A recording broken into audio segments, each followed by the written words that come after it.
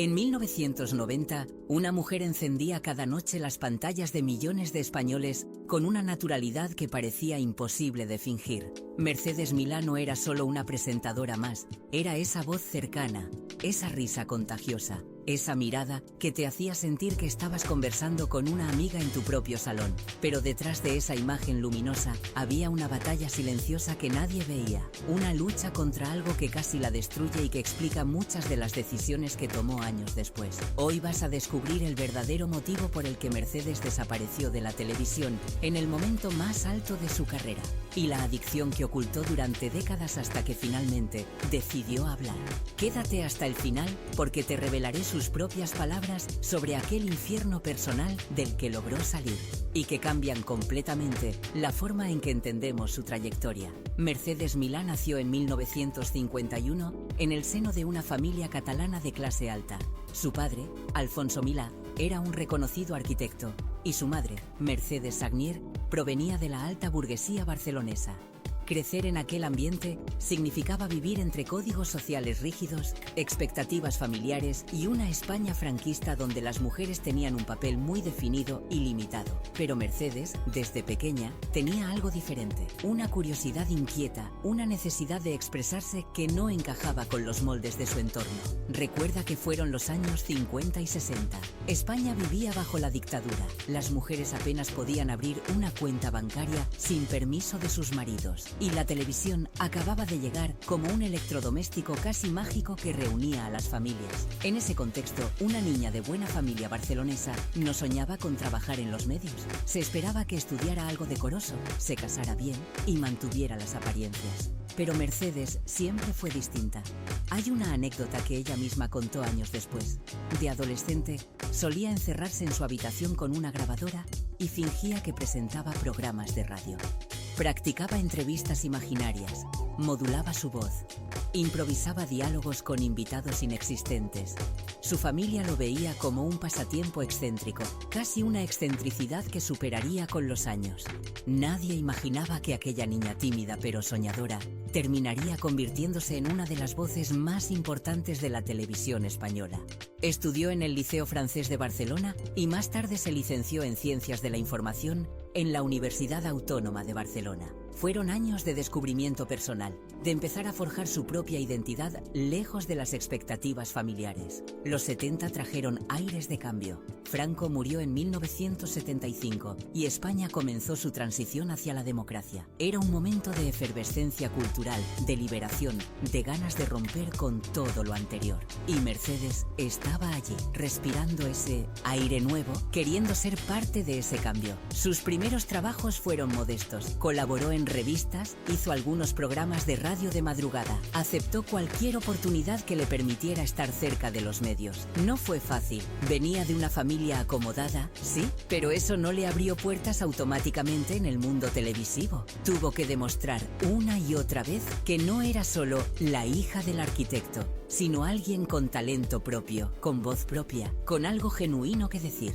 En aquellos años de formación desarrolló un estilo único. No quería ser la presentadora perfecta y distante que leía un teleprompter sin pestañear. Quería conectar, hablar como hablaba en la vida real, reírse de sus propios errores, hacer sentir al espectador que estaban compartiendo un momento juntos. Era una apuesta arriesgada en una época donde la televisión todavía seguía códigos muy formales. Pero el destino tenía otros planes, planes que la llevarían a la cima de la fama, pero también la sumergirían en un abismo personal del que tardaría décadas en salir. Porque lo que estaba a punto de construir no era solo una carrera brillante, era también una prisión invisible hecha de noches sin dormir, depresión constante y de una adicción que nadie a su alrededor sospechaba.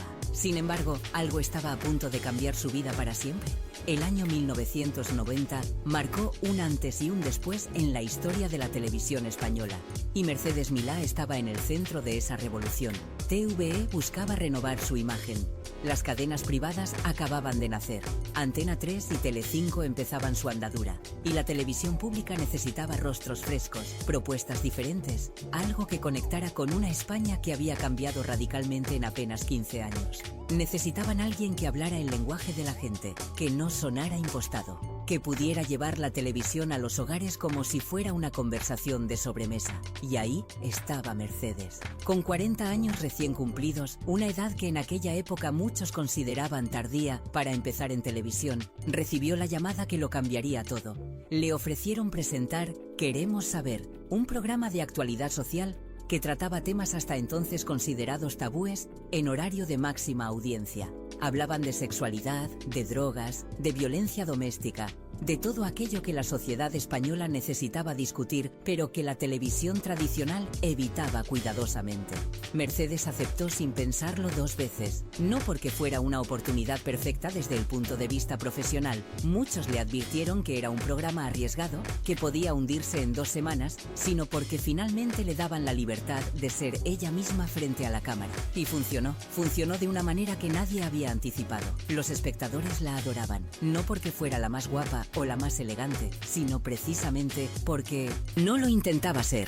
Se equivocaba en directo y se reía de sus errores. Se emocionaba con las historias de sus invitados y no lo ocultaba. Hacía las preguntas que cualquier persona normal haría, no las preguntas que un guión corporativo dictaba. Era genuina, y en una televisión llena de artificio, eso era revolucionario. Pero con el éxito llegó algo más, algo oscuro que Mercedes no supo ver hasta que ya era demasiado tarde. La presión, las jornadas interminables, los programas en directo que requerían una concentración absoluta, las noches sin dormir preparando entrevistas, y sobre todo, la necesidad de estar siempre encendida, siempre brillante, siempre perfecta para millones de personas que la veían como un modelo de naturalidad y espontaneidad. Para mantener ese ritmo imposible, Mercedes comenzó a tomar algo que en aquellos años se recetaba con una facilidad pasmosa: benzodiazepinas, pastillas para dormir, para calmar la ansiedad, para poder funcionar después de noches de insomnio.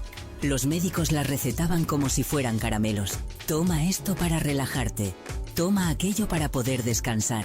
Esto te ayudará a mantener la concentración. Nadie hablaba de adicción. Nadie mencionaba que aquellas pastillas podían convertirse en una trampa de la que sería casi imposible salir.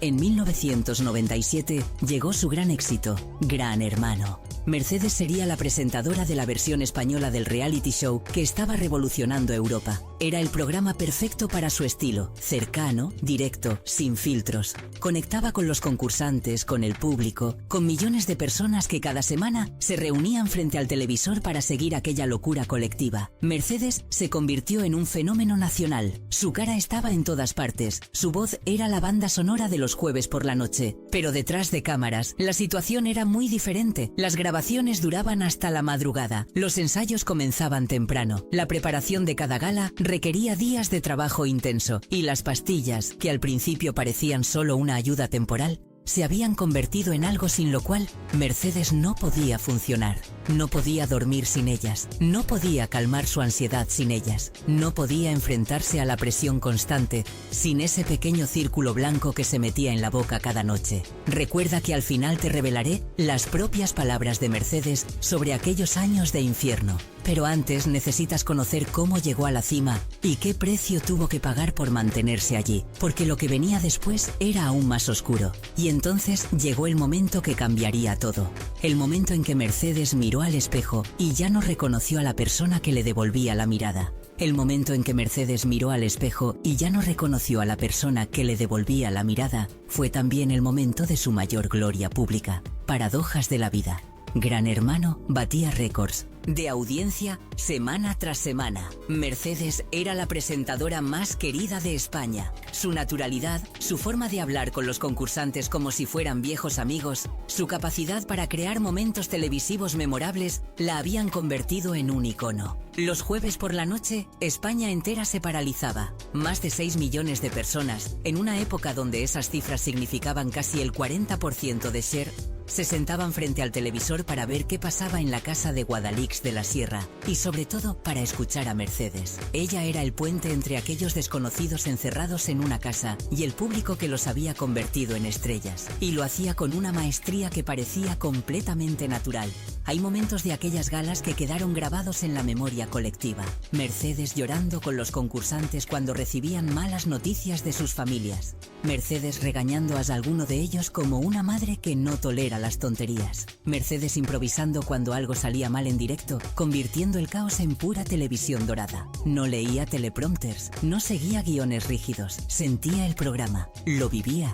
Y esa autenticidad era magnética. Pero nadie veía lo que pasaba entre bambalinas. Nadie veía a Mercedes tragando pastillas antes de salir a plató para calmar los temblores de sus manos. Nadie la veía llorando en su camerino después de cada gala, exhausta hasta el punto del colapso, incapaz de relajarse incluso cuando todo había salido perfecto. Nadie sabía que llegaba a su casa a las 3 de la madrugada y se quedaba despierta hasta las 7, con la mente dando vueltas sin parar, reviviendo cada segundo del programa, castigándose por errores que solo ella había percibido.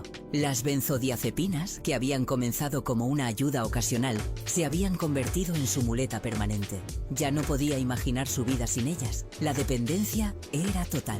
Y lo peor, nadie hablaba de eso. En aquellos años, admitir que tomabas pastillas para la ansiedad o para dormir era casi un tabú. Se asociaba con debilidad, con inestabilidad mental, con no estar a la altura. Así que Mercedes callaba. Callaba y sonreía para las cámaras. Callaba y seguía funcionando como una máquina perfecta de hacer televisión. Su círculo más cercano empezó a notar cambios. Sus amigos, su familia, algunas personas del equipo técnico del programa. Mercedes estaba más irritable, más sensible, más ausente, incluso cuando estaba físicamente presente. Había días en que parecía flotar en una niebla, como si estuviera ahí, pero no del todo. Otros días tenía una energía frenética, casi maníaca, hablando sin parar, incapaz de quedarse quieta. Eran los efectos secundarios de una medicación que su cuerpo ya no metabolizaba correctamente. Pero la industria televisiva no se detiene por nadie. Los programas deben continuar. Las audiencias deben mantenerse. El show debe seguir adelante. Y Mercedes, profesional hasta la médula, nunca falló. Nunca llegó tarde. Nunca dio un espectáculo bochornoso en directo. Su adicción era silenciosa, funcional, invisible para las cámaras. Era el tipo de adicción que la sociedad prefiere ignorar porque no encaja con la imagen del adicto caído en desgracia. En 2004, Gran Hermano seguía siendo un éxito rotundo, pero Mercedes comenzó a sentir algo que no había experimentado antes: un vacío profundo, una desconexión total con lo que estaba haciendo. Había pasado 7 años presentando el mismo formato, 7 años de galas interminables, de conflictos fabricados, de ver cómo personas normales se convertían en personajes televisivos y luego desaparecían en el olvido. Y empezó a preguntarse: ¿esto es todo? ¿Esto es lo que quiero hacer con mi vida?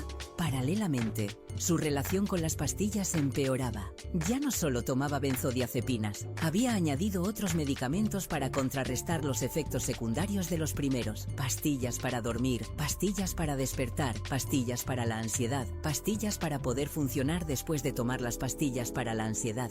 Un cóctel químico que su médico, porque sí, todo estaba recetado legalmente, le aseguraba que era necesario para manejar el estrés de su trabajo. Pero detrás de toda esa gloria, algo comenzaba a resquebrajarse. Las grietas eran todavía invisibles para el público, pero Mercedes las sentía cada día más profundas y sabía, en algún lugar recóndito de su conciencia, que no podría seguir así mucho tiempo más, que algo tendría que ceder, que la máquina perfecta que había construido estaba a punto de detenerse.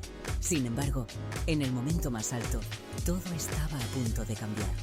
Y nadie, ni siquiera ella misma, imaginaba cuán drástico sería ese cambio. Nadie imaginaba cuán drástico sería ese cambio.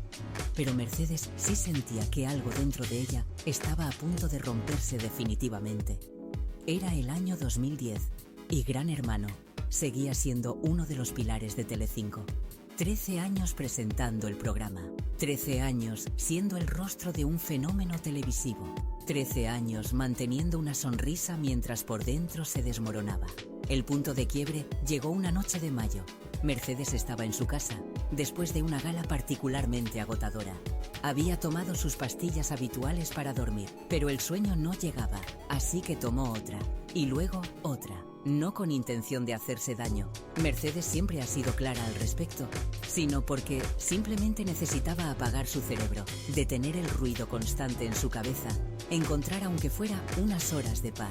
Se despertó 14 horas después, completamente desorientada, con un sabor metálico en la boca y una certeza cristalina. Esto la iba a matar. No de manera dramática, no de un día para otro, sino lentamente, como había estado muriendo en vida durante años. Y por primera vez en mucho tiempo, sintió miedo. Un miedo real, visceral, que atravesó la niebla de medicamentos y la alcanzó en algún lugar todavía vivo de su ser. Esa misma semana llamó a los directivos de Telecinco. Les dijo que necesitaba parar. No un descanso, no unas vacaciones. Parar de verdad. Dejar Gran Hermano. La reacción fue de incredulidad. ¿Cómo iba a dejar el programa? ¿En mitad de temporada? ¿Sin una razón clara que pudieran comunicar a la prensa? Mercedes no dio explicaciones detalladas. Solo dijo que necesitaba recuperar su vida. Y lo decía completamente en serio. La noticia se hizo oficial en junio de 2010. Mercedes Milá dejaba Gran Hermano después de 13 años. Los medios especularon sin piedad, que si tenía problemas con la cadena, que si le habían ofrecido más dinero en otra parte, que si estaba cansada del formato. Algunos incluso insinuaron problemas de salud, pero nadie, absolutamente nadie, habló de adicción. Porque Mercedes no lo había revelado, porque todavía cargaba con el peso de ese secreto en completa soledad. Lo que vino después fueron los años más difíciles de su vida. Mercedes se retiró de la televisión casi por completo. Hizo algunas colaboraciones esporádicas, pero nada comparable a la exposición constante de Gran Hermano. Y se enfrentó a su adicción, sin cámaras, sin público, sin aplausos que la distrajeran del dolor. Dejar las benzodiazepinas después de años de consumo no es como dejar de fumar o renunciar al alcohol. Hands-on. El síndrome de abstinencia es brutal. Ansiedad extrema, insomnio que puede durar meses, temblores, sudores, ataques de pánico y lo peor, la sensación de que nunca volverás a ser la misma persona que eras antes, porque probablemente sea cierto. La adicción a benzodiazepinas cambia la química cerebral de formas que la ciencia todavía no comprende completamente. Mercedes pasó por todo eso, buscó ayuda profesional, sí, pero sobre todo tuvo que enfrentarse a sí misma, a todas las preguntas que había estado evitando durante años. ¿Por qué había necesitado medicarse para soportar su vida? ¿Por qué había sacrificado su salud mental y física por una carrera que, en el fondo, no la hacía feliz? ¿Qué estaba buscando realmente cuando aceptaba cada nuevo proyecto, cada nuevo desafío? Su familia y amigos cercanos fueron su red de contención. Hubo momentos en que Mercedes pensó que no lo lograría, que la tentación de volver a las pastillas sería demasiado fuerte. Había días en que la ansiedad era tan abrumadora que apenas podía salir de casa. Días en que lloraba sin razón aparente. Días en que se preguntaba si valía la pena seguir luchando. Pero siguió, día tras día, semana tras semana, mes tras mes. Aprendió técnicas de respiración.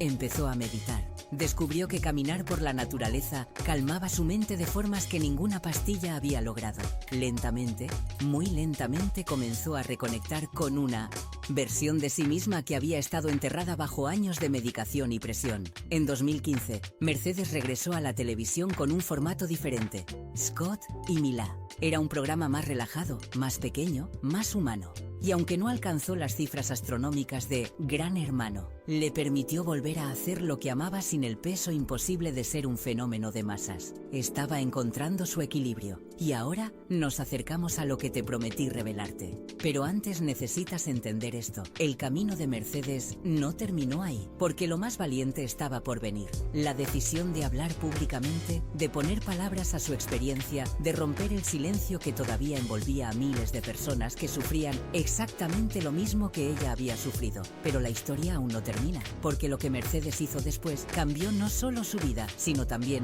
la conversación pública sobre adicción y salud mental en España. Lo que Mercedes hizo después cambió no solo su vida, sino también la conversación pública sobre adicción y salud mental en España, aunque le llevó años reunir el valor necesario para dar ese paso. Fue en 2020, exactamente 10 años después de dejar Gran Hermano, cuando Mercedes decidió que había llegado el momento de hablar. El mundo estaba viviendo la pandemia y millones de personas se enfrentaban por primera vez a ansiedad severa, insomnio crónico, miedo existencial.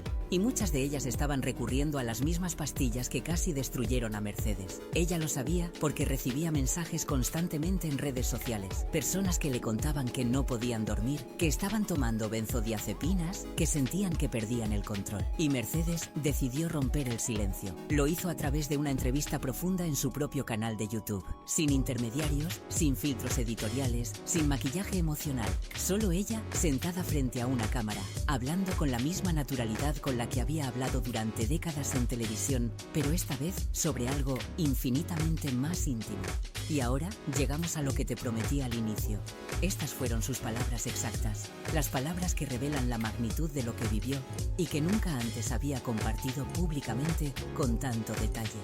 Durante más de 15 años tomé benzodiazepinas todos los días. Empecé porque no podía dormir, seguí porque no podía funcionar sin ellas y terminé porque me di cuenta de que ya no era yo. Era una versión medicada de mí misma que sonreía para las cámaras mientras por dentro se desintegraba. Lo peor no fue la adicción en sí. Lo peor fue el silencio. Sentir que no podía contárselo a nadie porque si lo hacía me verían como débil, como inestable, como no apta para mi trabajo. Así que seguí. Seguí hasta que un día me desperté y no recordaba haberme tomado 4 pastillas la noche anterior. Y supe que la siguiente vez podrían ser 8 o 10 y que tarde o temprano mi cuerpo no aguantaría más. Dejar las benzodiazepinas fue la cosa más difícil que he hecho en mi vida. Más difícil que cualquier programa de televisión. Más difícil que cualquier fracaso profesional. Porque no se trata solo de dejar de tomar las pastillas, se trata de aprender a vivir de nuevo sin ellas, de enfrentarte a la ansiedad sin escudo químico, de aceptar que hay noches en que no dormirás y que eso no te matará, de reconstruirte como persona desde cero. Me llevó años, años en los que muchas veces pensé que no lo lograría, pero lo logré y si yo pude, cualquiera puede. Esta revelación conecta directamente con todos los momentos que te he contado antes. Aquellas noches interminables preparando programas. La sonrisa perfecta en cada gala de Gran Hermano. La incapacidad de relajarse incluso en los momentos de mayor éxito. Todo cobra sentido ahora. Mercedes no solo estaba construyendo una carrera brillante, estaba sobreviviendo a duras penas, atrapada en una adicción legal y socialmente aceptada que casi le cuesta la vida. El legado de Mercedes Milá va mucho más allá de sus éxitos televisivos. Sí, revolucionó la forma de hacer televisión en España. Sí, fue el rostro de uno de los fenómenos de audiencia más grandes de nuestra historia. Pero su verdadero legado es haber tenido el valor de hablar, de romper el tabú, de decir en voz alta lo que millones de personas experimentan en silencio. Desde que compartió su historia, Mercedes se ha convertido en una voz importante en la conversación sobre salud mental. Habla sobre la sobremedicación, sobre cómo la sociedad nos empuja a estar siempre bien, siempre productivos, siempre funcionando, aunque necesitemos químicos para lograrlo. Sobre la necesidad de normalizar la terapia, el descanso, el decir no puedo más, sin que eso te convierta en un fracaso. Hoy, a sus 73 años, Mercedes vive una vida mucho más tranquila. Hace proyectos que le interesan genuinamente. Pasa tiempo con su familia, camina, lee, escribe. Disfruta de las pequeñas cosas que durante años la adicción le robó. El placer de dormir naturalmente, la capacidad de sentir emociones sin que estén amortiguadas por medicamentos, la paz de no depender de una pastilla para funcionar. Su historia nos enseña algo fundamental sobre la condición humana, que el éxito externo no significa nada si estás destruyéndote por dentro, que no hay gloria profesional que valga tu salud mental, que pedir ayuda no es debilidad, sino la mayor muestra de fortaleza, y que siempre, siempre es posible empezar de nuevo, sin importar cuánto tiempo hayamos estado perdidos. Mercedes Milá ya no es solo la presentadora que revolucionó la televisión española, es la mujer que tuvo el coraje de mostrarse vulnerable, rota, humana, y en un mundo que nos exige perfección constante, ese es quizás su mayor regalo. Recordarnos que está bien no estar bien, que está bien pedir ayuda, que está bien reconstruirse incluso cuando parece imposible. Si esta historia te conmovió, compártela para que más personas conozcan no solo solo la trayectoria profesional de Mercedes, sino también su batalla personal y su victoria sobre la adicción. Y déjame en comentarios, ¿conoces a alguien que esté luchando con algo similar? ¿Qué otras historias de figuras públicas que han hablado sobre salud mental te gustaría que contara? Gracias por quedarte hasta el final. Nos vemos en el próximo video de Una época dorada.